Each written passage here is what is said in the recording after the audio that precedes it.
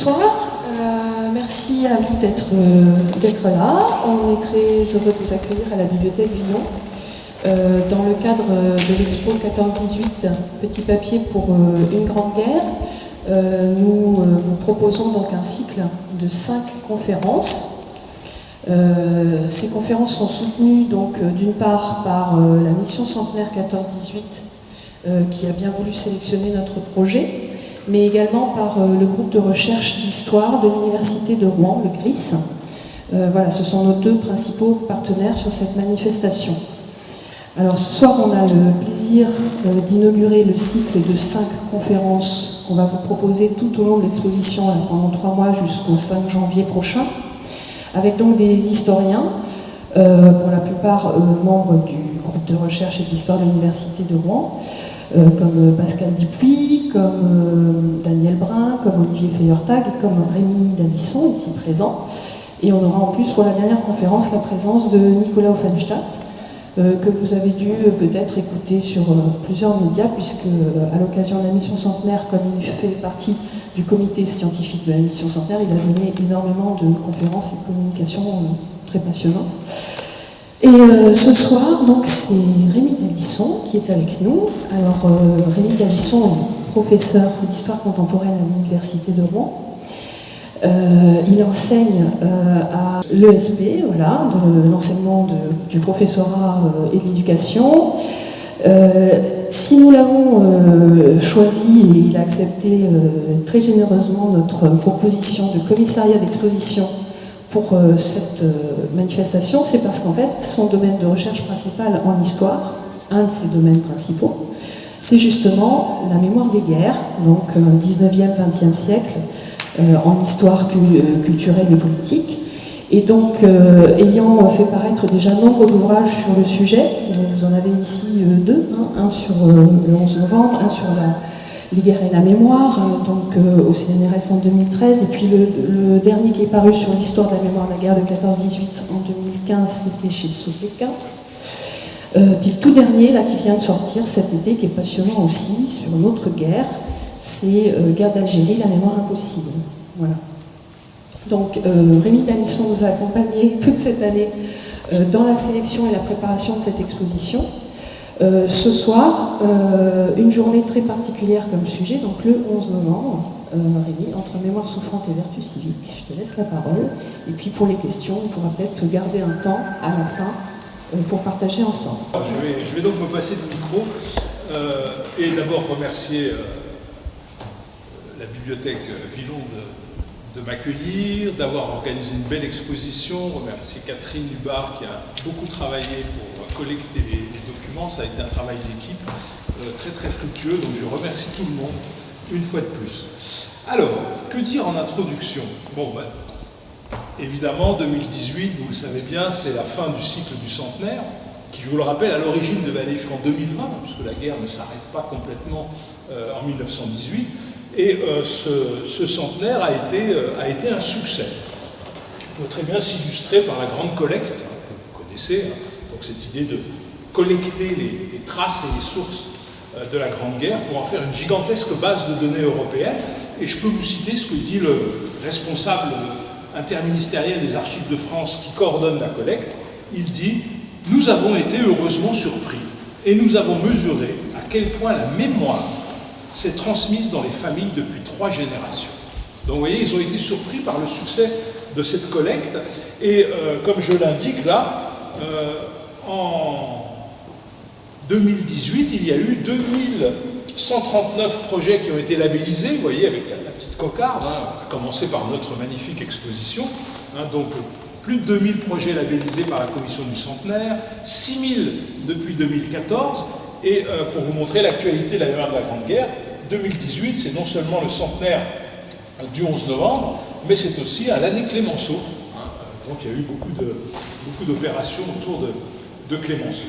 Donc le succès de ce centenaire pose aujourd'hui la question de l'armistice, puisque nous sommes en 2018, et si on regarde plus loin, de la commémoration de l'armistice, qui a la particularité d'être une fête nationale, et si on pousse encore plus loin, de la mémoire de la Grande Guerre, C'est-à-dire à quoi sert cette mémoire de la Grande Guerre, quelles sont ses vertus civiques, mémorielles ou autres, dans un pays, la France, est un pays qui, depuis 1789, voire même avant, adore les commémorations. C'est sans doute le pays qui a le plus de commémorations au monde, hein, donc j'ai fait la liste ici. Hein. Tout ce que vous voyez en rouge, ce sont des commémorations qui ont trait à des guerres. Hein, donc c'est un pays qui a 15 commémorations nationales, sans parler des célébrations occasionnelles. Hein. Cette année, c'était l'année Maurras, on en a beaucoup parlé, hein, mais aussi l'année Gounod, l'année Couperin, l'année Chateaubriand. Hein. Et depuis 1974, vous voyez ici à gauche, la France s'est dotée d'un haut comité aux commémorations nationales. Vous voyez que c'est vieux, 1974, qui devait, selon le ministère de la Culture, je cite, veiller à la commémoration des événements importants de l'histoire nationale.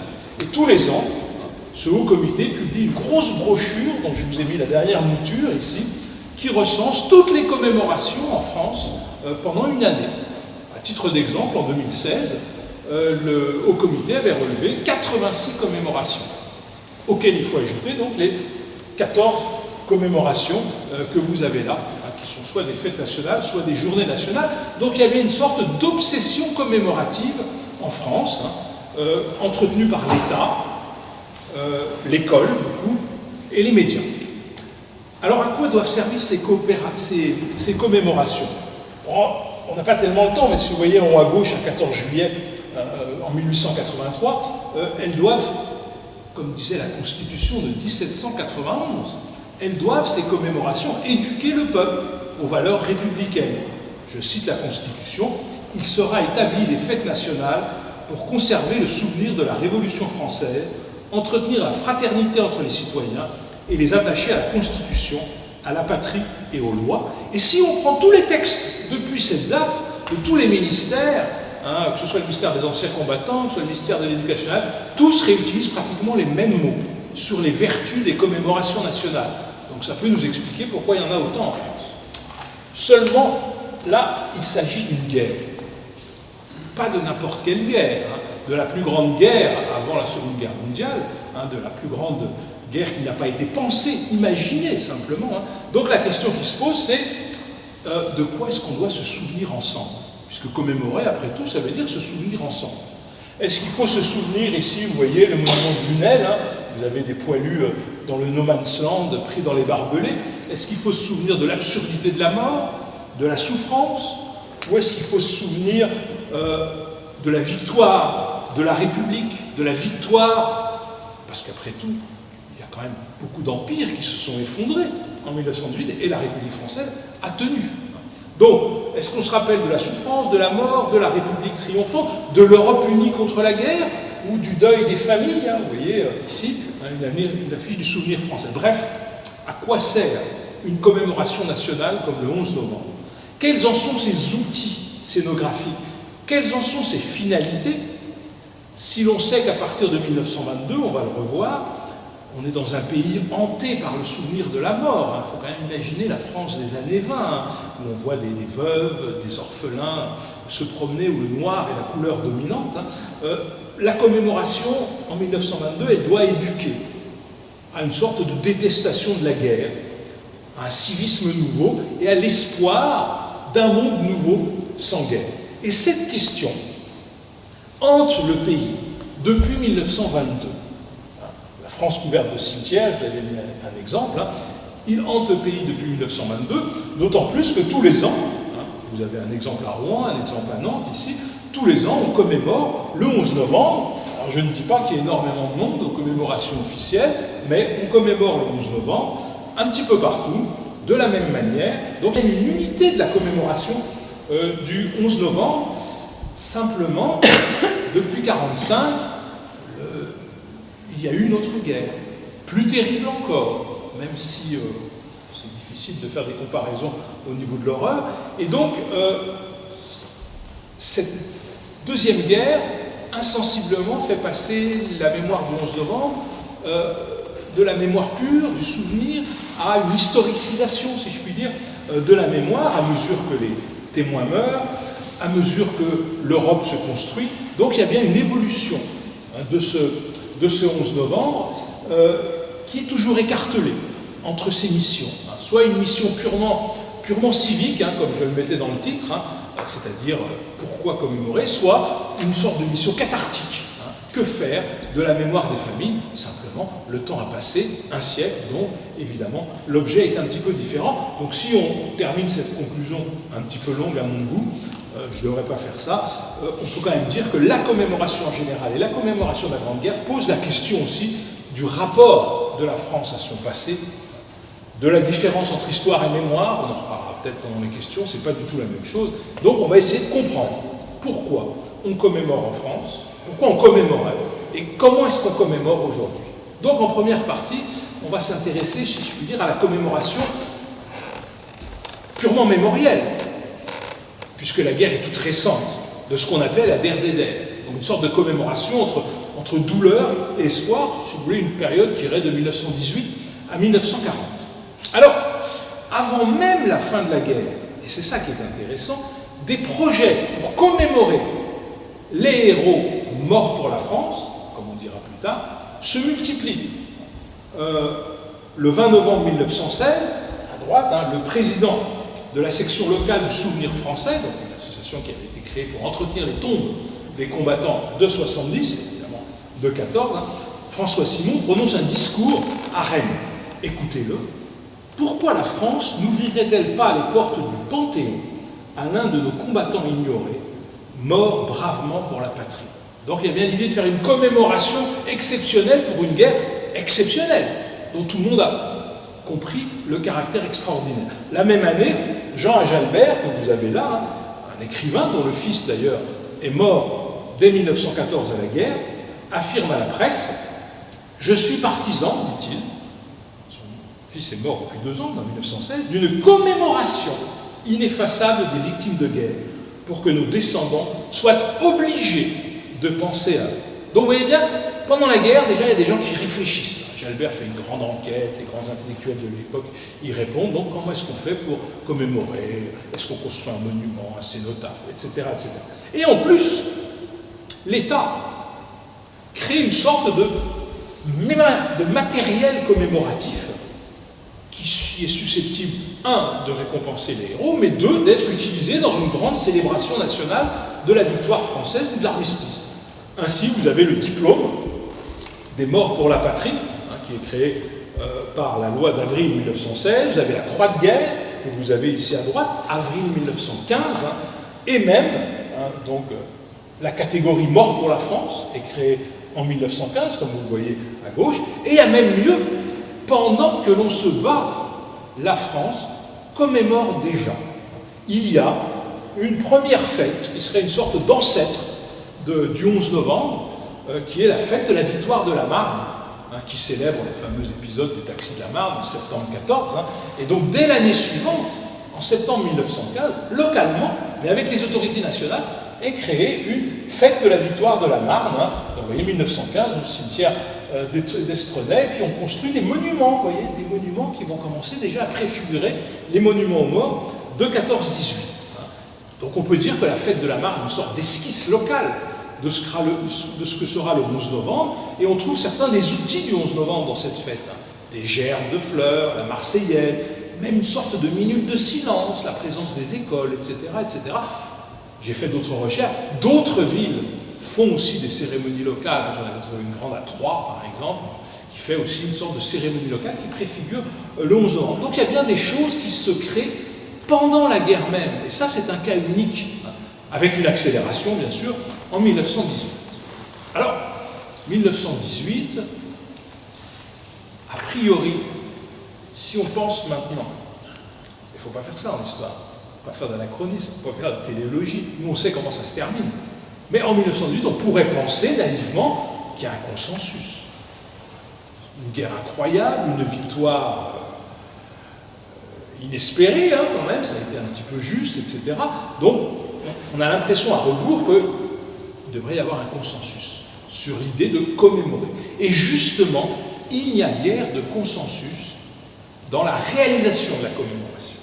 Alors, évidemment, quand Clémenceau, le 11 novembre 1918, annonce à la Chambre des députés l'armistice, Clémenceau dit, je cite, « Il faut qu'un jour de commémoration soient institués en leur honneur, les héros, dans la République française.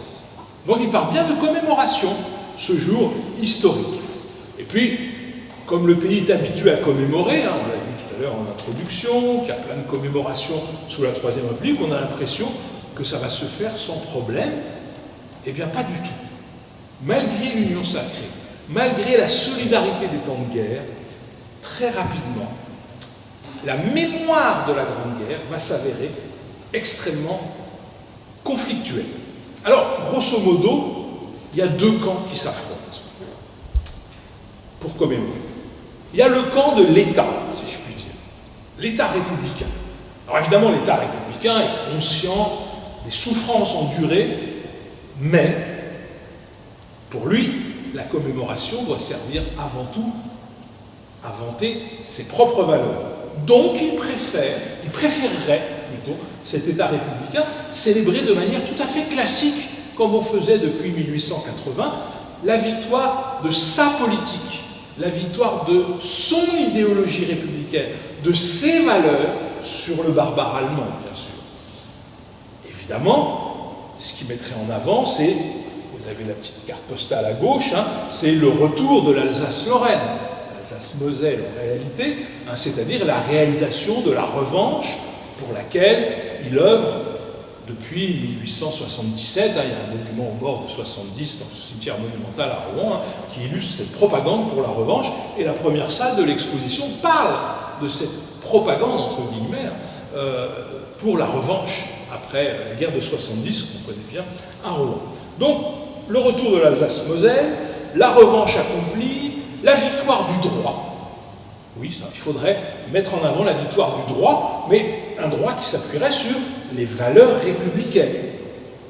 Ça, c'est le principe. Et puis, concrètement, c'est pour ça que j'ai mis un monument aux morts, vous voyez, une Alsacienne qui embrasse un poilu mort. Concrètement, la commémoration doit être aussi fastueuse que les autres commémorations d'avant-guerre, que ce soit le 14 juillet, que ce soit les fêtes franco-russes, que ce soit l'anniversaire de Michelet. Donc il faut que ça soit fastueux, parce que quand même, la République est fière d'avoir gagné. Donc il faut des défilés, peut-être même des revues militaires, de la musique, des flonflons, des bals, qui n'empêchent pas évidemment d'honorer les morts. Donc si vous voulez, le modèle de célébration pour l'État, ce serait ça. Le fameux 14 juillet de la Victoire, à Paris. Donc vous avez le défilé fastueux, avec les drapeaux, les maréchaux, les futurs maréchaux en tête. Vous avez une pyramide d'armes prise à l'ennemi, et dessus on a le coq, symbole de la Gaule, de la République. Donc vous voyez, le modèle, c'est le 14 juillet de la Victoire de 1919, qui a été suivi par 2 millions de personnes, on estime à peu près, les chiffres varient, et donc pour lequel il y a eu tout le faste républicain. Donc on est bien d'accord.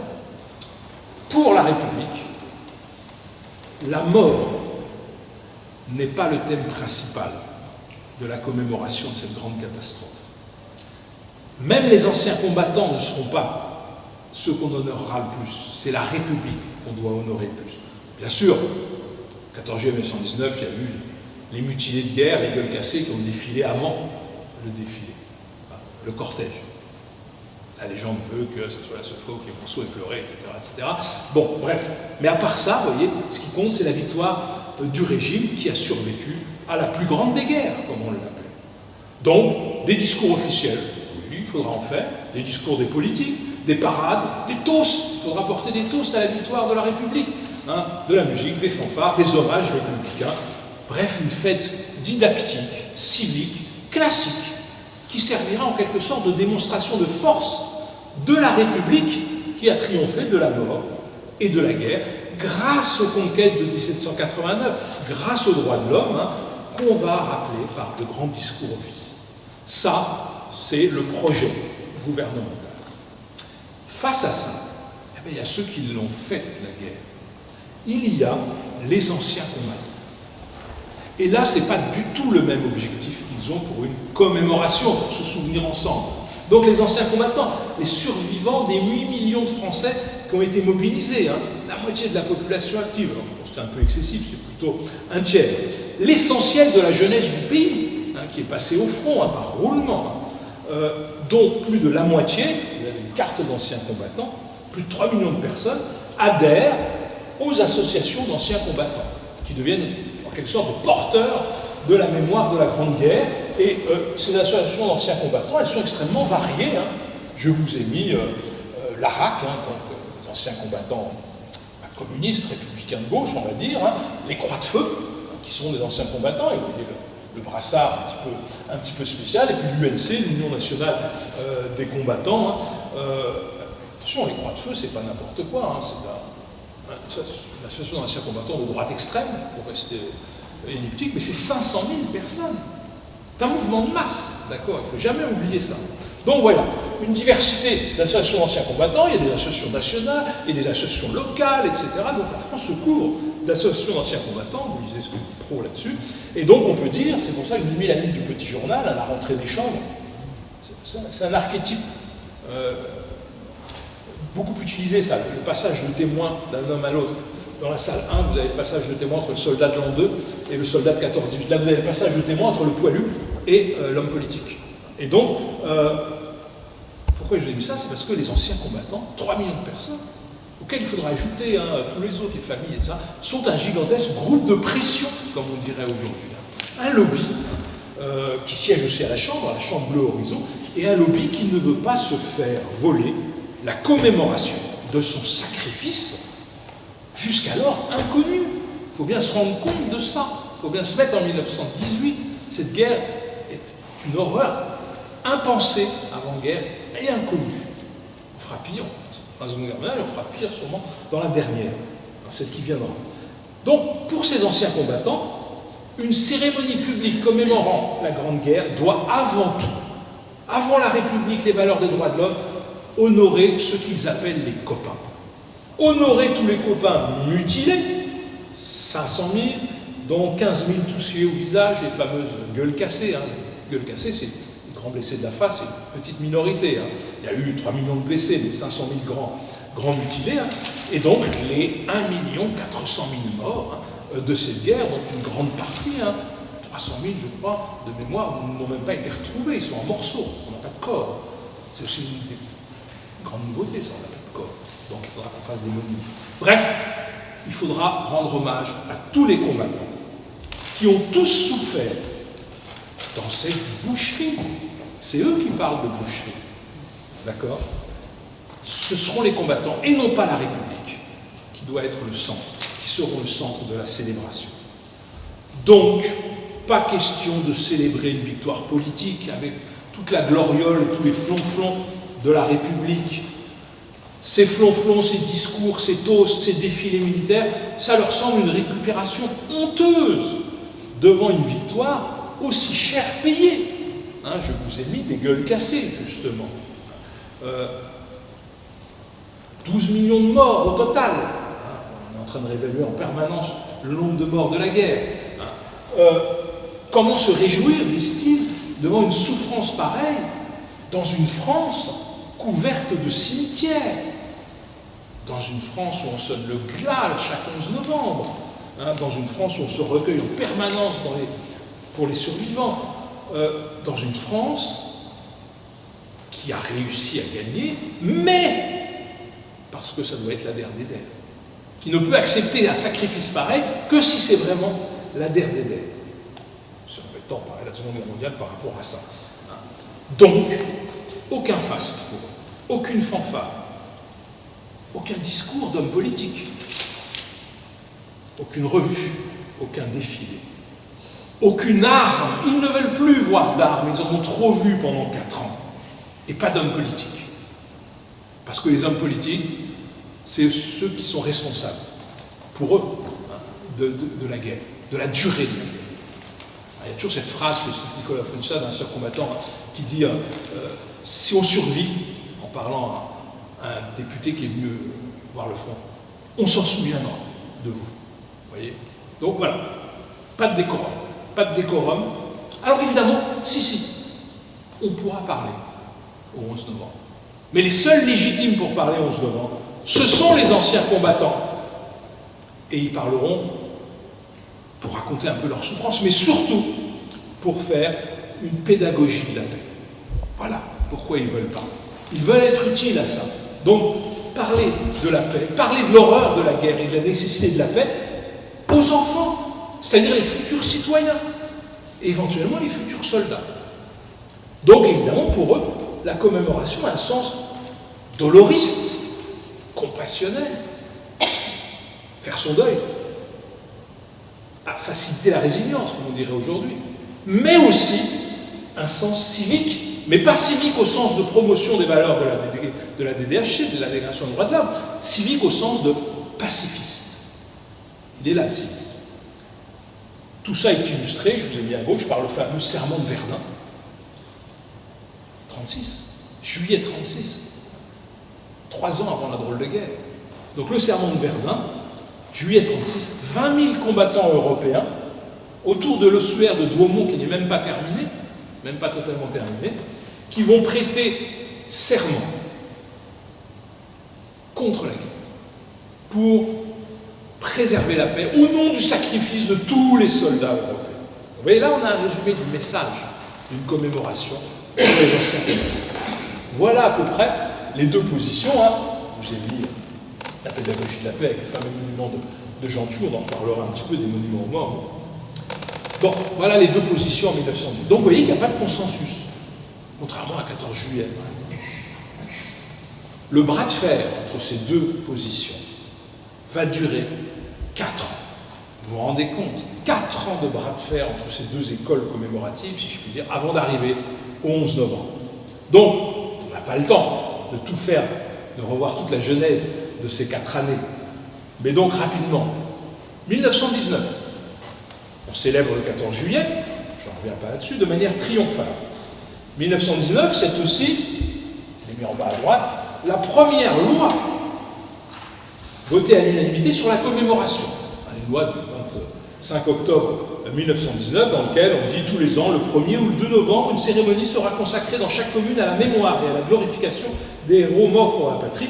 Elle sera organisée par la municipalité. On parle d'un livre d'or sur lequel on mettra le nom de tous les morts pour la guerre. Mais vous avez remarqué qu'il y a une date qui est donnée 1er 2 novembre. 1er 2 novembre, c'est un petit côté religieux quand même qui, dans la République radicale et laïque, posera un problème. Donc, vous voyez, esquisse, mais chaque commune fait comme elle veut. Le jour des morts, c'est très bien. 1920, regardez-moi cette drôle d'affiche. Fête nationale du 11 novembre, mais ce n'est pas la commémoration de la guerre, fête du cinquantenaire de la République. Donc, en 1920, on commémore le 11 novembre, mais on mélange les deux commémorations de la Troisième République et, évidemment, de la fin de la Grande Guerre. Et comme vous le voyez sur l'affiche de Pontoise, c'est bien la commémoration de la République qui l'emporte sur la commémoration de l'armistice. Mais c'est aussi le vote en 1920 d'une deuxième loi sur la commémoration, et la première sur le 11 novembre. Les honneurs du Panthéon seront rendus au reste d'un des soldats non identifiés morts au champ d'honneur. La translation des restes de ce soldat sera faite le 11 novembre, et un soldat inconnu sera inhumé sous l'Arc de Triomphe. Donc, en 1920, vous avez ici l'image, c'est aussi connu, c'est le soldat inconnu qu'on transfère cette année-là sous l'Arc de Triomphe. On n'a pas le temps, un long transbordement rituel, si je puis dire, depuis les lieux des combats. Donc un soldat inconnu choisi, je n'ai pas le temps d'en parler, mais vous connaissez, le soldatin. On transfère le soldat inconnu et se formalise l'idée du culte de la flamme du soldat inconnu.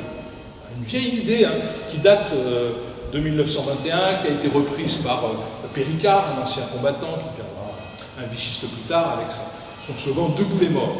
D'accord ? Donc la flamme est allumée le 11 novembre 1923. Donc, vous voyez, tout ça se met en place en 1920, elle est allumée par Maginot, la ligne, un ministre des anciens combattants et aussi le grand invalide de guerre. Donc vous voyez, 1920, double commémoration, mais aussi des outils commémoratifs, donc le soldat inconnu, le culte de la flamme, donc pour illustrer ces soldats qui sont là au premier plan, pour illustrer quand même la mémoire des combattants. 1921, je passe un peu vite, le 11 novembre n'est pas férié. Eh oui, parce qu'un jour férié, ça fait perdre de l'argent à l'économie française qui doit se reconstruire. Donc, le gouvernement dit, oui, on fêtera le dimanche le plus proche du 11 novembre. Tollé, évidemment, des anciens combattants. Pas question Donc il menace même de boycotter les cérémonies commémorant les armistices. Alors que sur le terrain, il y a des petites commémorations ville par ville dont on a déjà parlé. Donc on est en 1921, vous imaginez que la République a créé entre-temps une autre fête nationale, que tout le monde a oublié, qui s'appelle la fête de Jeanne d'Arc, qui est une fête républicaine. On n'est pas du tout celle du Front National, du Rassemblement National, c'est pas du tout une fête extravagante à l'origine, c'est une fête républicaine. D'accord. Donc oui, on a eu le temps d'en créer une autre, on n'est toujours pas d'accord sur la manière de commémorer le 11 novembre. Bon, finalement, en 1922, la tension est à son maximum, vous avez bien compris, j'ai essayé de faire monter le suspense, et le gouvernement est très inquiet. Si les anciens combattants se mettent à boycotter ces cérémonies, le comité électoral, ça ne va pas le faire, on le dit régulièrement. Il y a des gens, Stéphane Audouin-Rousseau, qui ont parlé d'une notion préinterdite qui s'appelle la communauté du deuil. Et Stéphane Audouin-Rousseau estime que si on prend les proches, la famille, les amis de ceux qui sont morts à la guerre, il y a au moins la moitié de la population française qui appartient à la communauté de deuil de la Grande Guerre de 14-18. Donc évidemment, léser cette communauté, c'est perdre les élections. Donc finalement, le gouvernement cède aux anciens combattants. Et il fait adopter la fameuse loi que je vous ai mise là, en octobre 1922, sur le 11 novembre, décrété férié, chômé, fête anniversaire de l'armistice et de la paix, avec des modalités et une mise en scène du deuil, vous voyez, la minute de recueillement qui est demandée. La minute de recueillement, il n'y a pas de date précise, elle se crée un petit peu de manière empirique, elle est vraiment formalisée en 1928. Donc, mise en scène du deuil, rituel de mémoire, recueillement, silence, appel aux morts. Donc on voit bien que c'est la scénographie des anciens combattants qui a gagné. Et je vous cite l'Union française des mutilés, qui écrit dans son journal le 22 octobre 1922, donc le soir du vote de la loi. Enfin, nous avons notre fête nationale. Les anciens combattants devaient bien avoir leur journée de recueillement et de souvenir. Vous voyez, c'est l'Union française des mutilés. Donc on voit bien qu'ils ont gagné. Ce qui n'empêchera pas après l'État de vouloir s'en servir pour faire sa propre pédagogie civique. Mais c'est bien une victoire de la méthodologie ancien combattant. Donc on est bien d'accord que le 11 novembre est d'abord une mémoire souffrante, avant d'être une pédagogie civique. Pour la paix éternelle, le pacifisme, bien plus qu'une promotion des valeurs républicaines. C'est bien la souffrance.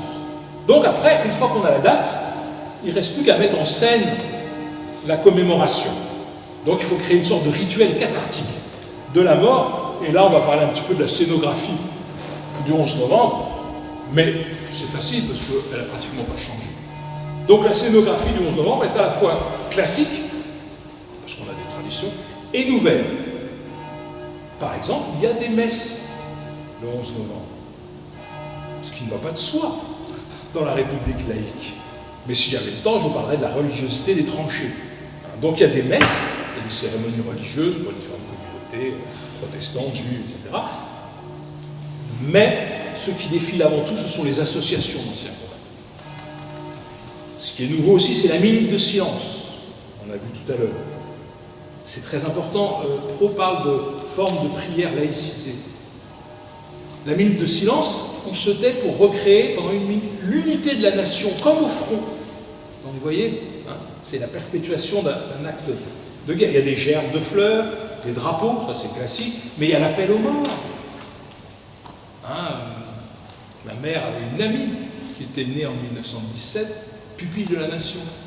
Et elle s'est rappelée toute sa jeunesse parce que c'est à elle qu'on faisait lire la liste des morts. Ou alors c'est elle qui répondait à la liste des morts, morts pour la France. Donc vous imaginez ce que ça peut produire sur des enfants. Donc, l'appel des morts, souvent par des pupilles de la nation ou des anciens combattants, la sonnerie aux morts, des remises de médailles ou de diplômes qui concernent le défunt et sa famille, la Marseillaise, donc vous voyez, une commémoration, une mise en scène qui ressemble à celle d'aujourd'hui, qui est avant tout celle de la mémoire souffrante et compassionnée. Alors, ce qui est intéressant, vous voyez là, j'ai une photo des années 20 à Loin, vous mettez de la couleur, ça pourrait être Rouen en 2018. Fait meilleur. Cette commémoration s'organise surtout autour d'un nouveau monument, que vous connaissez tous, autour du monument aux morts. Il faut bien imaginer que les monuments aux morts couvrent la France en 5 ans. Entre 20 et 25, c'est fait. L'État aide un tout petit peu, mais c'est avant tout des initiatives locales, des souscriptions publiques. Rouen a donc 2 monuments aux morts. Hein. Il y a une photo dans l'exposition. Un premier monument à Saint-Sever, où il y a justement beaucoup de tombes à gauche des troupes qui ont utilisé Rouen comme base arrière, notamment les Anglais. Donc il y a aussi les Anglais, il y a aussi les Hindous, hein, il y a tout l'Empire britannique. Donc un premier monument à Saint-Sever. Le deuxième, dit de la Victoire, hein, qui a été déplacé, qui avant été dans le palais de justice, hein, érigé par l'ancien combattant monarchiste, mutilé de guerre Réal Delsart, hein, qui est un ancien combattant fascisant, hein, et inauguré en 1925. Et donc on dit qu'il y a Maurras, hein, parmi les soldats qui sont au pied. Et vous voyez le style, hein, un petit peu très années 20, un petit peu qu'on retrouve dans les pays fascistes, hein, les faisceaux des licteurs, c'est un petit peu ça. Et puis vous savez qu'on trouve des monuments un petit peu partout, hein, dans le métro parisien, Richelieu de Rouault, à Rouen, au lycée Corneille, hein, à la préfecture de Rouen. Donc en fait, Pro dit, et tous ses copains qui ont travaillé sur les monuments, disent qu'il faudrait multiplier ce chiffre par 4 ou 5. Donc les 35 000 communes, 35 000 monuments morts, vous multipliez par 4. Donc quand on dit que la France se couvre de monuments morts, c'est vrai. Alors à quoi ça sert ces monuments morts, qui sont le centre du 11 novembre? Tout se passe autour du monument mort. Ben, ça sert à se souvenir pour détester la guerre, pour qu'elle soit bien la der des der, pour vanter la paix, et accessoirement rappeler, hein, que l'Alsace-Moselle est bien revenue à la France grâce aux armées. Et la figure emblématique du monument aux morts, le poilu, est un héros qui défend la patrie. Donc j'ai pris que des choses en Normandie. Hein. Donc Saint-Lô, vous voyez ici, il est beau, il part à l'attaque. Hein. C'est un héros qui se bat, Oissel, vous voyez, hein, il sort de la tranchée, grenade à la main, il se bat comme à Oissel et il meurt pour la France. Hein. Donc il meurt et il a fait don de sa personne à la France. C'est un héros tragique. Un héros, comme à Saint-Étienne-du-Louvre, qui laisse une France dépeuplée. Il embrasse ses enfants, mais il en fera plus. Et puis vous voyez la douleur à la Mater Dolorosa avec sa couronne de laurier. Hein. Il dit adieu à sa femme, il dit adieu à la vie. Hein. Donc, un héros qui va laisser une France dépeuplée, traumatisée, couverte de pratiques de deuil. Une France où les gens ne vont pas tous donner le même sens à la commémoration pendant tout l'entre-deux-guerres. Donc, pendant l'entre-deux-guerres, personne n'est d'accord sur ce qu'on doit faire, sur ce qu'on doit dire au 11 novembre. Personne n'est d'accord sur la manière dont on doit commémorer autour du monument aux morts. Si vous voulez, pour aller vite, il y a 3 groupes qui s'affrontent et qui interprètent le 11 novembre. Chacun à sa manière, chacun avec ses associations d'anciens combattants, et en se tapant dessus assez souvent. Et ça cause des morts. Vous avez des organisations de jeunesse, de différents partis, des associations qui sont un petit peu viriles, si je peux dire, donc ils n'hésitent pas à se taper dessus, essentiellement entre l'extrême droite, les ligues et le Parti communiste. Tout ça au mépris de la souffrance de ceux qui se sont vraiment battus, et du coup on oublie la pédagogie civique. Donc, pour aller vite, hein, si vous voulez, vous avez la gauche. La gauche, notamment le jeune Parti communiste français, créé en 1920, hein, pour qui la guerre, dressez-vous, hein, Union sacrée, contre l'Union sacrée pour la guerre, vous voyez, une sorte de mort, hein, avec des canons partout. Donc la guerre est née du capitalisme, donc il faut renverser le capitalisme pour éviter la prochaine guerre et bâtir un monde nouveau et socialiste. C'est ce qu'on dira le 11 novembre. C'est à ça que doivent servir les commémorations pour cette gauche. À l'opposé, vous avez, juste à côté, vous avez l'extrême droite. Les ligueurs, vous voyez, une Assemblée nationale désaffectée, vous avez ce squelette qui prend quelqu'un par le col, qui est un possédant, etc. Hein, c'est les croix de feu. Donc, la droite et l'extrême droite, c'est simple. Les massacres innommables sont dus à la République. À cette gueuse, comme on disait à l'extrême droite, justement, qui n'a pas su empêcher la guerre. Donc, c'est la démocratie, finalement. La démocratie, comme on dit déjà dans l'entre-deux-guerres, hein, qui a causé la Grande Guerre, donc il faut l'abolir pour reconstruire une nouvelle France, une France d'extrême droite, avec un chef comme au front, qu'on suivra hein, sans arrêt, un chef dont les troupes seront avant tout bien françaises, et non pas enjolivées, comme on disait à cette époque. Et puis entre les deux, hein, Vous avez, j'ai mis une affiche de la SFIO, faute de mieux, les pacifistes, on va dire. Qui sont, alors là, les pacifistes, on en trouve à l'extrême gauche et à l'extrême droite. Les pacifistes ont été nombreux à l'extrême droite. Donc pour eux, plus jamais de ça, plus jamais de guerre. Donc, le 11 novembre doivent servir à montrer l'horreur de la guerre pour qu'il n'y en ait plus, au-delà des messages politiques. Et ces trois camps, surtout les deux premiers, s'affrontent très violemment. Ça fait des morts tous les ans, dans la banlieue parisienne, mais aussi autour de Rouen. Donc je vous ai mis ici, vous voyez, une contre-réunion des Croix de Feu le 11 novembre 1935 à La Rochelle, avec les drapeaux, etc. Et ça s'est très mal terminé ce 11 novembre. C'est-à-dire qu'il y a eu des affrontements très violents à La Rochelle, très beau monument aux morts de 70, soit dit en passant. Et puis vous avez un tract anti-guerre de l'Arac, du 11 novembre 1934. Il y avait une grande section de l'Arac à Campouge, je crois. Donc là aussi, une gerbe pour ceux qui sont tombés pour la défense du capitalisme. Guerre à la guerre, comme avant la guerre. Donc voilà, c'est autour de tout ça qu'on s'affronte. Alors, on est bien d'accord que les commémorations de la Grande Guerre révèlent bien toutes les tensions politiques du pays, à un moment donné, et la vision de l'histoire que chacun de ces groupes a. Donc cette instrumentalisation du 11 novembre, si je puis dire, elle continue, on va aller un peu plus vite, pendant la Seconde Guerre mondiale, où la mémoire de la Grande Guerre est instrumentalisée par tout le monde. Par le maréchal Pétain, bien sûr, le héros de Verdun, quand même. C'est pour ça qu'il était si populaire en 1940. Il ne faut jamais oublier ça. Donc le héros de Verdun, les petits Français ont appris dans les livres le héros de Verdun, etc. Donc lui, il instrumentalise la mémoire de la Grande Guerre, c'est-à-dire, il reprend les thèses de l'extrême droite, le sacrifice de 14-18 est méprisé par la République, parce que c'est à cause de la République, donc il faut la renverser pour faire un régime fort. Suivez-moi, comme vous m'avez suivi au moment de Verdun. Mais la Grande Guerre est aussi instrumentalisée par les résistants. Le fameux tract de 1941, vous voyez, donc, un résistant qui brise la croix gammée, la maréchal Pétain était une prise d'armes le 11 novembre 1940, et puis vous voyez qu'est-ce qu'il y a derrière? Il y a l'Arc de Triomphe, et qu'est-ce qu'il y a? Il y a la flamme du soldat inconnu. Donc c'est au nom de la guerre de 14-18 qu'on doit se battre pendant la Seconde Guerre mondiale. Évidemment, les Boches, comme on disait, perdront la Seconde Guerre mondiale comme ils ont perdu la première. Et rappelez-vous, les étudiants parisiens qui se révoltent le 11 novembre 1940. Des gamins de 16-17 ans. Alors, je veux dire, aujourd'hui, bref, passons. Pas jouer au vieux con, mais comme je le suis maintenant, c'est pas. Voilà. Je dis toujours ça à mes étudiants, ils me regardent avec des yeux ronds. 16 ans, 17 ans, ils étaient prêts à se faire prisonnier. Bon, bref, passons. Donc, vous voyez, plasticité de la mémoire de la Grande Guerre. Donc, on peut dire, si on s'arrête là, à la fin de la Seconde Guerre mondiale, le 11 novembre, c'est bien une sorte de pédagogie civique, mais fondée sur une mémoire immédiate de la Grande Guerre, une mémoire pacifiste, mais aussi à certains moments une exaltation de la victoire dans un cadre national. Donc vous voyez, le 11 novembre, c'est de la mémoire vive, on dirait aujourd'hui, parce que c'est très proche encore. C'est pas encore le temps de l'histoire. Et c'est le moment où le héros, c'est le poilu. Le poilu est un héros. Un héros qui se bat et qui est actif, qui n'est pas passif. On va voir qu'à partir de la Seconde Guerre mondiale, tout ça va changer. Donc, deuxième partie, la commémoration de 1945 à nos jours, si je puis dire, dans un monde nouveau, avec de nouveaux paradigmes, pour faire savant. Bref, le temps de l'histoire, après celui de la mémoire.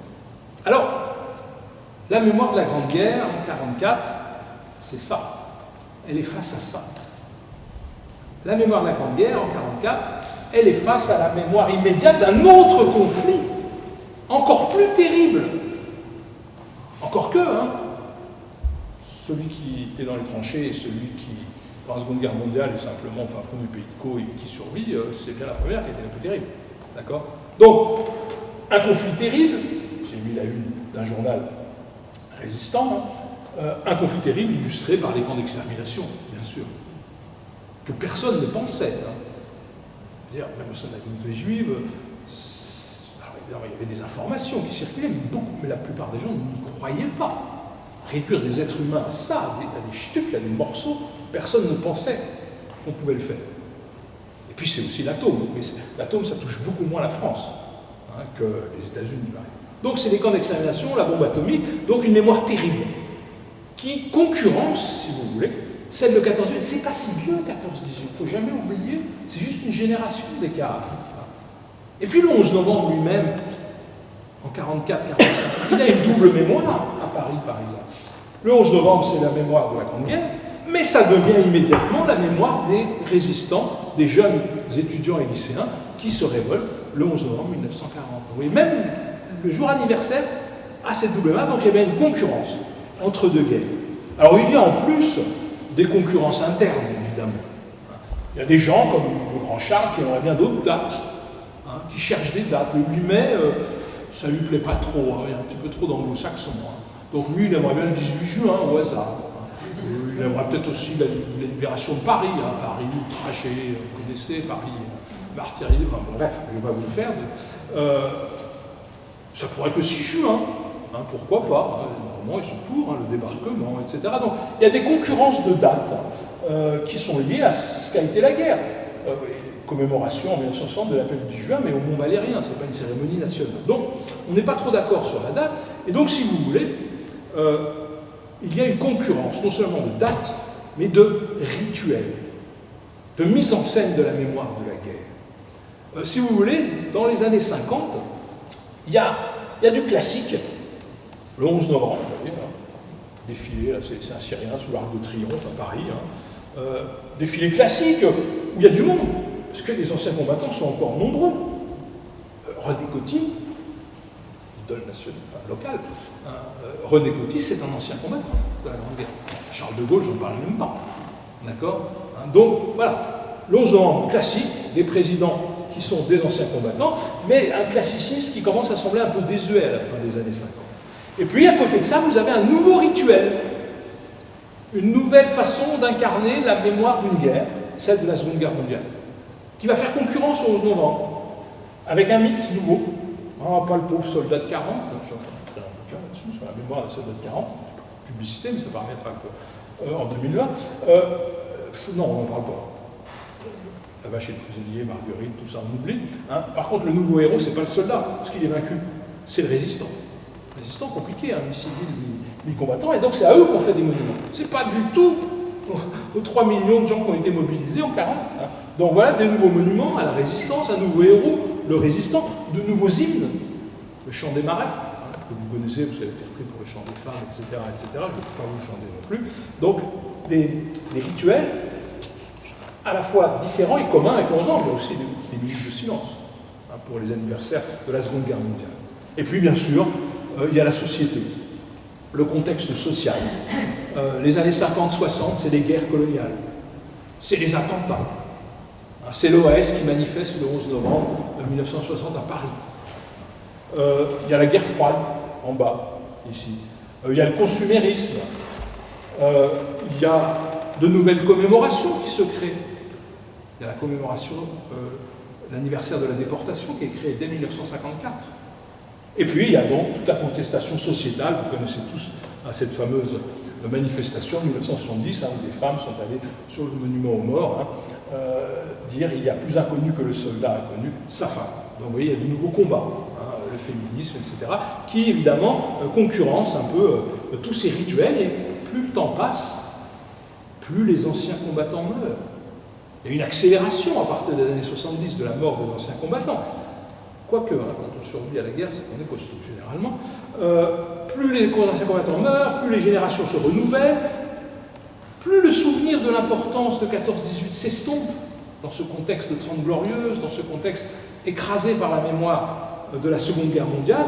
Bref, plus la mémoire disparaît au profit de l'histoire, avec un gouvernement qui essaye laborieusement de garder les rituels en place pour empêcher qu'on oublie cette guerre, qui est quand même la guerre fondatrice de l'Europe.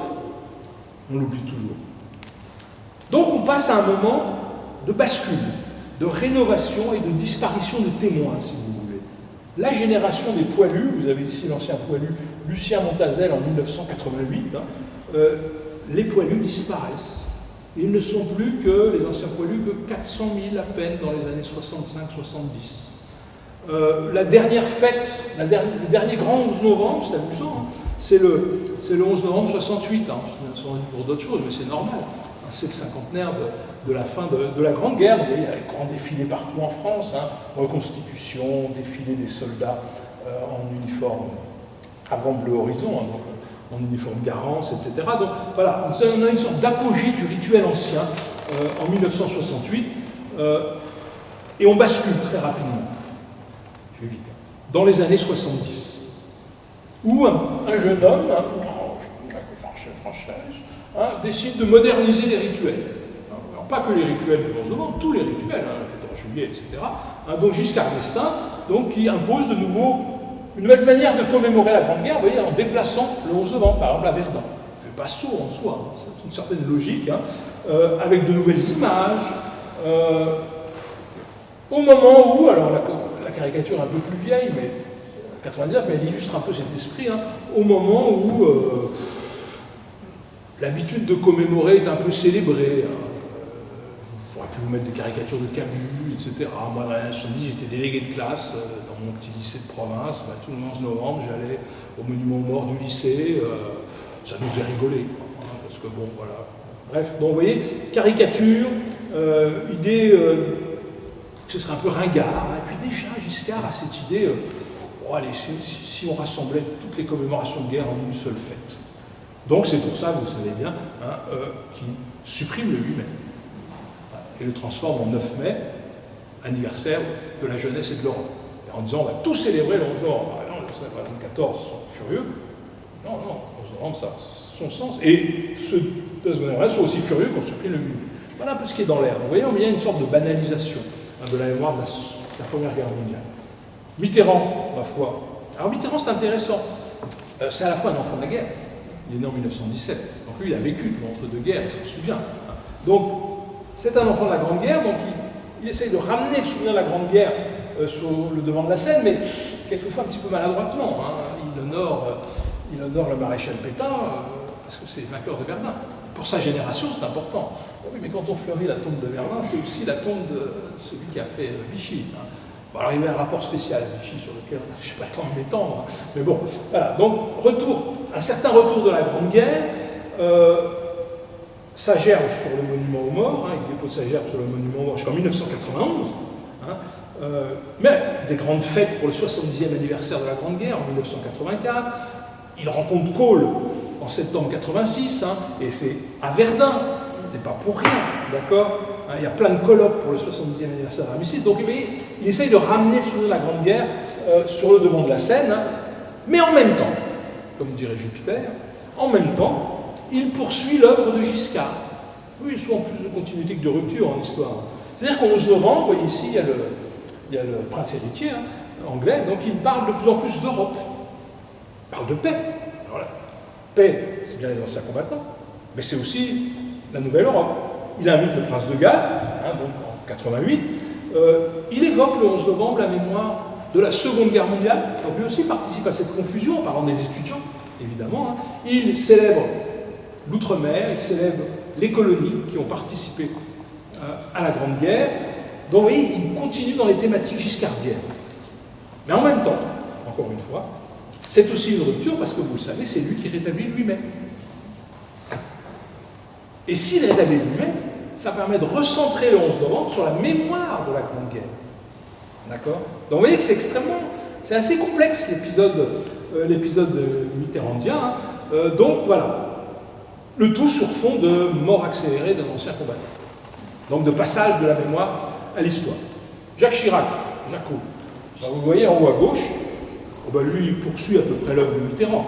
C'est-à-dire que, alors Jaco, vous le savez, il fait des promesses, beaucoup de promesses, parlait beaucoup. Donc il avait dit, je veux décorer tous les anciens poilus sur l'Union.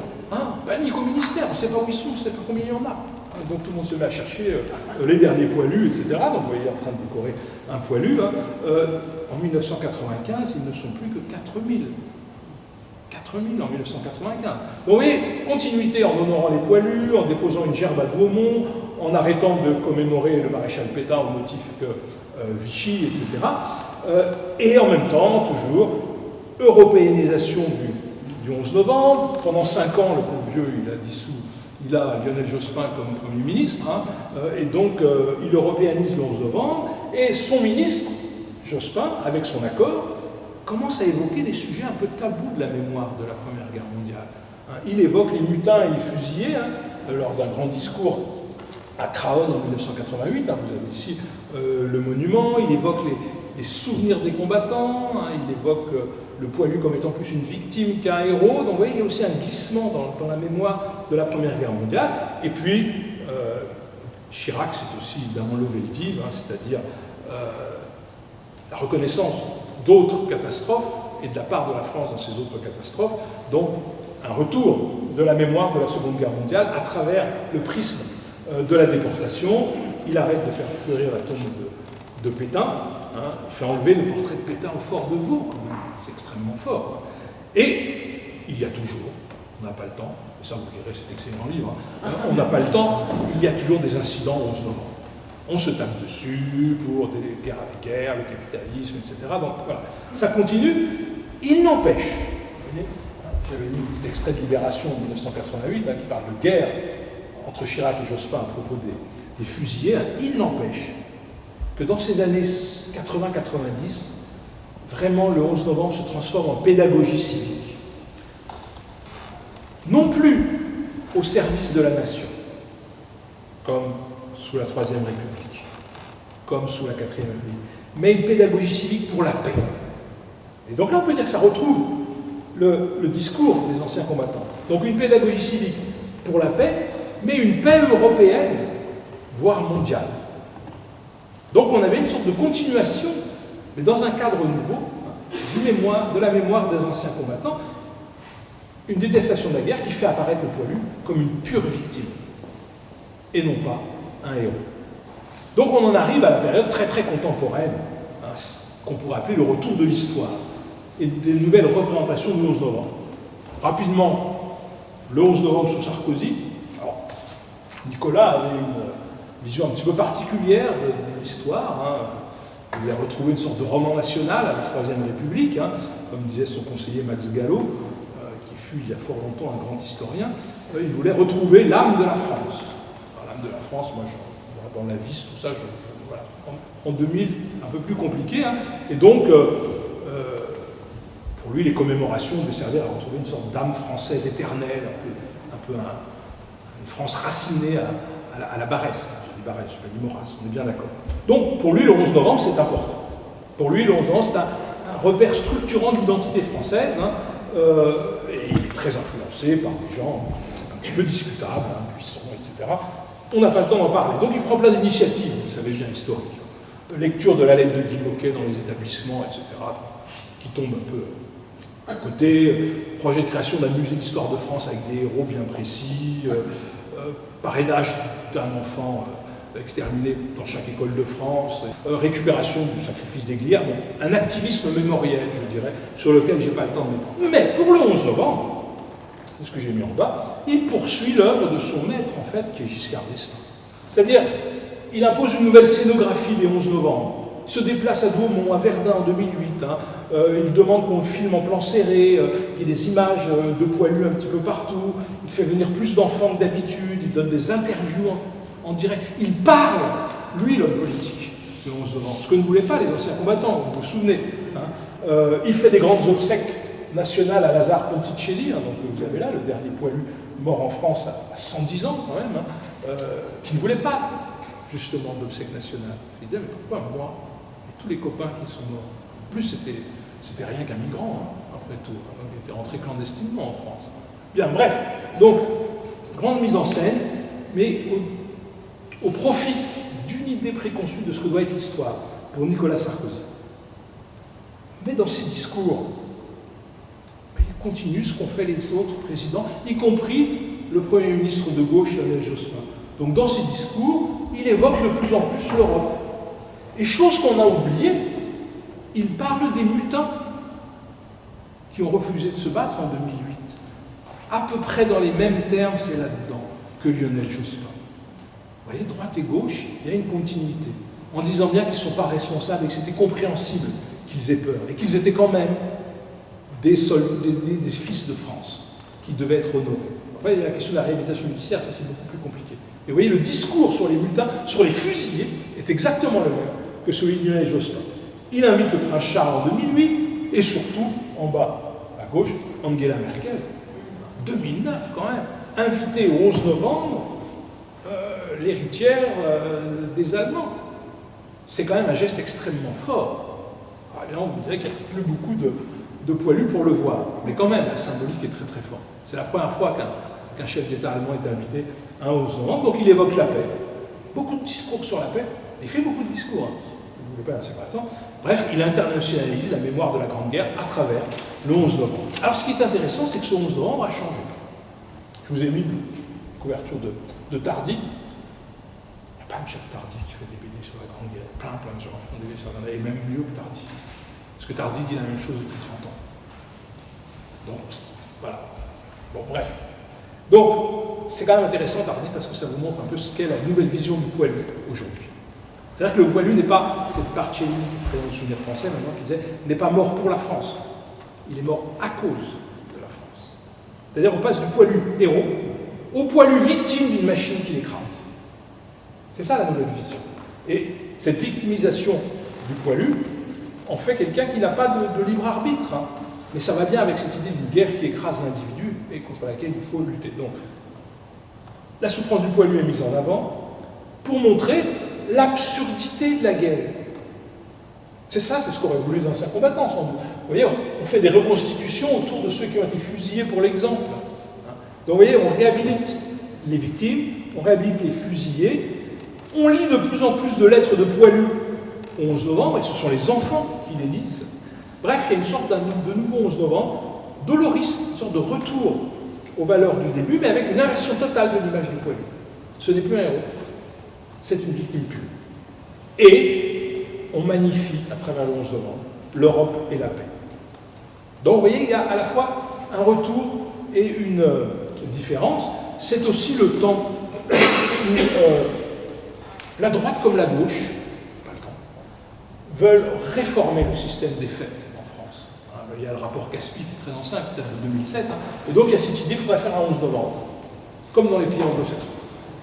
C'est-à-dire transformer le 11 novembre, non pas en anniversaire de la fin de la Première Guerre mondiale, mais en fête anniversaire de tous les morts, de toutes les guerres pour la France. C'est l'idée de Sarkozy, transformer le 11 novembre, et il fait voter une réforme en 2012, juste avant les élections, le 11 novembre sur le modèle, vous voyez, du Remembrance Day, avec le poppy anglais, le coquelicot, Flanders Field, etc., à travers le bleuet de France. Et si vous regardez bien dans les commémorations, depuis quelques années, tous les hommes politiques ont le bleuet. Ce qui n'était pas du tout le cas il y a 20 ans. D'accord. Donc vous voyez, vous avez la passation de pouvoir, si je puis dire, entre le poilu et le soldat actuel. Alors, dans la loi, il y a les guerres passées, présentes et à venir. Alors moi, ça me pose un problème, en tant qu'historien. Je sais bien que l'Uchronie est très à la mode, l'histoire contrefactuelle, mais bon, c'est compliqué. Donc, puis il y a des tas d'historiens dont je suis qui disent on mélange les guerres, 14 c'est une armée de conscription, les guerres d'aujourd'hui c'est plus des armées de conscription. Donc voilà. Bref, donc le modèle américain, le Memorial Day, vous voyez, chaque dimanche de mai, donc on célèbre tous ceux qui sont morts pour les États-Unis.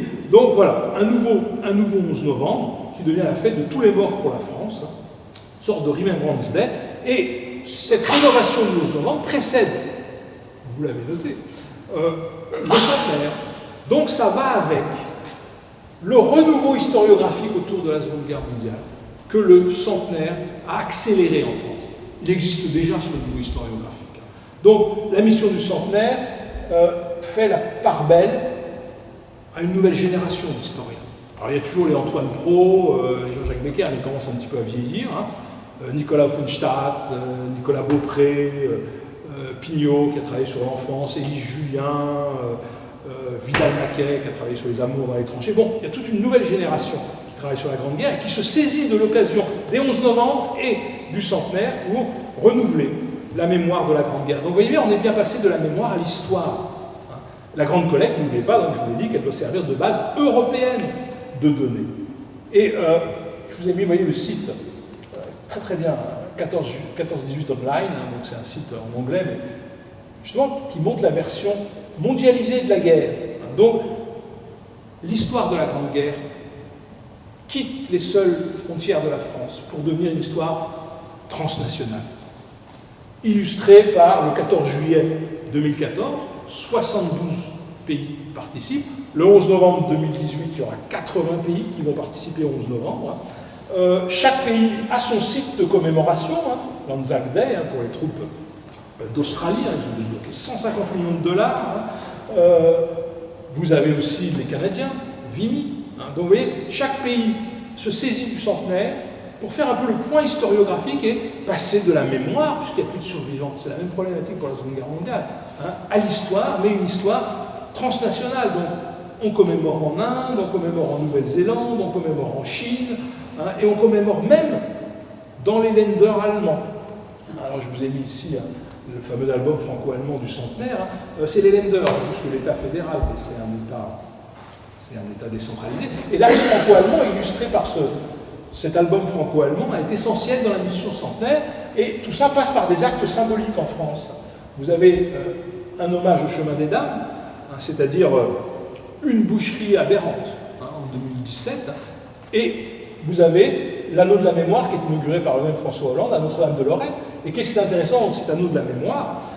579 609 morts à Notre-Dame-de-Lorette de 40 pays différents, tous mélangés, quelle que soit leur religion, leur grade. Et bien ça c'est nouveau, avant on classait par pays. Donc il est très intéressant cet anneau de la mémoire. Donc pas de distinction de grade, pas de distinction de religion, pas de distinction d'origine, il y a les coloniaux qui sont mélangés avec les métropolitains, et celui qui s'est occupé de ce projet dit cet anneau de la mémoire doit permettre de connaître, vous voyez, ce qu'ont vécu les soldats. Vous voyez comment on se centre sur la mémoire du combattant, une sorte de mémoire et d'histoire d'en bas de la guerre, incarner la mort de masse, mais aussi des individus qui ont existé. Bon, le 11 novembre, c'est aussi l'hommage à des simples soldats qui, pour la première fois, j'en ai pas parlé pendant les monuments de mort, ont leur nom gravé sur des monuments. Ce n'était pas du tout le cas avant. On faisait un monument pour un général qui gagnait une bataille, ou alors les premiers monuments de mort, c'est 1870, c'est-à-dire qu'on ne mettait pas de nom parce qu'on ne reconnaissait pas les soldats, tout simplement, il n'y avait pas de plaque d'identification. Et là, vous voyez, la mort s'individualise. Bon, en conclusion, eh ben, je dirais bien qu'il y a un glissement de la fonction de la commémoration. Vous l'avez vu, enfin j'espère. On est passé d'une mémoire souffrante et nationale à une histoire civique et universelle. Et donc en 2018, le 11 novembre, est une pédagogie, mais une pédagogie qui a changé et qui fait la part belle à l'histoire renouvelée, une histoire d'en bas qui doit montrer en quelque sorte, et ça aurait sans doute plu aux anciens combattants, l'universalité de valeurs humanistes, de la souffrance et de la paix. Et je vous remercie. Et je ne sais pas si j'ai tout mon temps. Oui, c'est bon. Merci.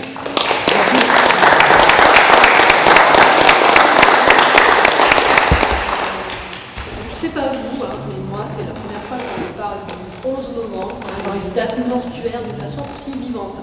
Vous avez peut-être des questions. Je voulais t'en poser peut-être une. Ah bah ça m'étonne pas de toi. Tu disais qu'on allait spécialement là, en 2018 accueillir de nombreuses nations autour de notre 11 novembre français. Mais le 11 novembre, c'est quand même une date, même si on considère que les alliés et les vainqueurs qui communent dans beaucoup de pays européens. Donc est-ce que c'est une date qui a aussi fait autant de débats pour la France dans les pays qui souhaitaient fêter la dernière ère, la paix? Oui, tout à fait. Parce qu'on n'a pas une mémoire égale, même entre tous les belligérants. Alors, il faut différencier le... Qu'est-ce qui se passe par rapport à cette date? Il faut différencier le cas des vainqueurs et des vaincus. C'est toujours pareil. Donc, chez les vainqueurs, les Anglais, les Belges, etc., oui, le 11 novembre. Alors, après, chacun fait en fonction de ses traditions commémoratives. Les Anglais, c'est sur 2 mois. Le 11 novembre, d'abord, s'il n'y a pas de minute de silence, c'est double minute, c'est 2 minutes, pour c'est les Anglais. Je vois les choses différemment. Mais oui, pendant un mois, on porte les copies. Mais quand même, le 11 novembre, il y a des sonneries, il y a le glas, etc. En Belgique, pareil, c'est un peu le même modèle qu'en France. En Allemagne, c'est pas du tout le cas. Le 11 novembre, ils ont eu leur 11 novembre, le jour où ils ont gagné, mais c'était Sedan, en 1870. Le Sedan-Tag, ça a été une grande date. Mais ça n'existait pas en France, parce qu'on a perdu. Donc là, c'est un peu la même chose. Les Russes, il y a eu la révolution russe, qui balaye tout. Les Balkans, très compliqué. Un nouvel État, la Yougoslavie, etc. Donc, Il y a eu tous ces débats qui ont existé, mais il y a plein d'endroits où ils ont été mis sous un couvercle, pour pas que ça ressorte. La mémoire de la Grande Guerre. Et puis cette mémoire de la Grande Guerre, tous ces débats, ils ont lieu chez les vainqueurs, ils ont peu lieu chez les vaincus. Alors en Allemagne, c'est très intéressant. Il y a des monuments aux morts, mais ce n'est pas du tout les mêmes monuments aux morts que pour la France. Ils ne sont pas très nombreux. Et brusquement, à partir de 1933, il n'y en a pas. Parce que justement, les nazis instrumentalisent, eux aussi, la mémoire de la Grande Guerre, parce qu'il faudra prendre la revanche sur le Titanic. Donc vous voyez, je crois que l'axe principal, c'est est-ce qu'on est gagnant ou est-ce qu'on est perdant? Et puis il y a aussi le cas des pays pour lesquels la guerre a été un moment essentiel de leur histoire nationale. Les Canadiens. Alors les Canadiens, c'est Vimy qui est plus important que le 11 novembre. Les Australiens, etc. Donc vous voyez, chaque pays fait avec sa tradition, mais les grands débats sur le 11 novembre, c'est vraiment quand même circonscrit à la France, à l'Angleterre, à la Belgique. En Italie, c'est la victoire mutilée, donc Gallipoli, non, je pense à Tigre, bref, ça va. Bon, c'est pas terrible. Et puis l'Italie, dès 1922, c'est la marche sur Rome, c'est le fascisme. Donc, vous voyez, très vite, les événements font qu'il n'y a pas tous ces débats. La France a la chance d'avoir un régime stable, dans lequel on peut organiser tous ces débats. Donc voilà. Et tout ça ressort aujourd'hui, c'est ça qui est intéressant. C'est quand même un lieu où il y a eu beaucoup de tranchées en France. Alors, en plus, oui, il y a eu beaucoup de tranchées, mais enfin, les tranchées sur le front Est, c'était pas mal aussi, hein, sur le front russe, à Nürnberg, etc. Mais nous, on pense toujours à notre côté. Oui, hein, non, enfin quand même. Et c'est vrai que par rapport en Allemagne, on avait vraiment... Oui, les tranchées n'ont pas été sur le sol. La jeune génération des historiens de la Grande Guerre, à la fois travaille de manière transnationale, mais ne perd pas du tout de vue et l'histoire classique de la guerre et surtout l'histoire des combattants. Simplement en déplaçant des objets d'étude, hein, que ce soit Ridel, le pinard dans les tranchées, la sexualité, les veuves, etc. Et donc une préoccupation internationale, mais il faut voir le cas de la France. En France, effectivement, ces historiens influent sur les politiques. Mais on a un rapport spécial à l'histoire en France. Donc ces historiens ont souvent été associés au gouvernement pour faire évoluer les pratiques commémoratives, hein, que ce soit des gouvernants de droite ou des gouvernants de gauche. Hein. Donc il y a ça en France parce qu'on est aussi un État très centralisé. Donc en Allemagne, c'est un petit peu différent. Ça se fait à travers les Länder, mais il y a le même processus, mais il est beaucoup plus lent. Parce qu'en Allemagne, par exemple, tout est écrasé par le souvenir de la Seconde Guerre mondiale. Donc il y a cette perméabilité entre les historiens et les gouvernants et les politiques commémoratives. Parce que nous, on ne retient souvent que l'écume des choses, hein, mais il y a beaucoup de choses qui se font. Et puis, le renouvellement des études sur la Grande Guerre ne laisse pas de côté le poilu, le combattant, hein, mais simplement prendra des regards un petit peu de biais, changera de focale, prendra des études de cas, mais voilà. Donc non, le travail est assez bien fait. Il y a un élargissement, je dirais, quantitatif et qualitatif. D'ailleurs, vous le verrez dans les communications de mes collègues, hein, puisqu'on passera la prochaine, je vous invite tous à venir, bon, si vous êtes là, c'est que vous êtes convaincus, hein.